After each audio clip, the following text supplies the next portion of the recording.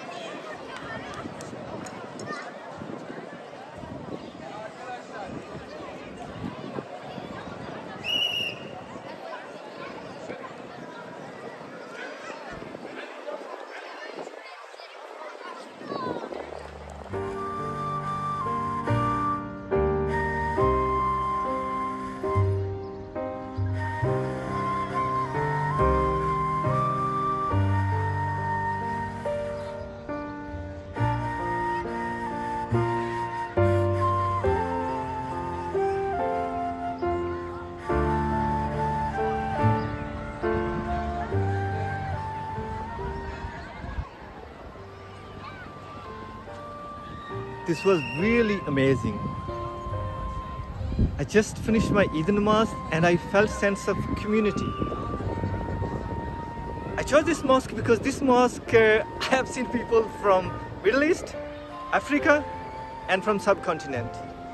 And mosque is not limited to just prayers, but there's a sense of community. There are a lot of activities for kids. Cotton candy, my childhood favorite, probably everyone's.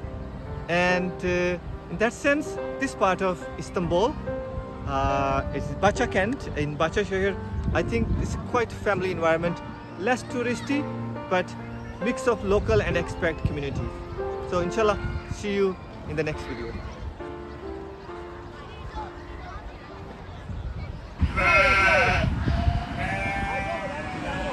Next. Yes. Sevecek mi? Sevmeyecek mi? Korktun mu sen? Too big. Go back, go back.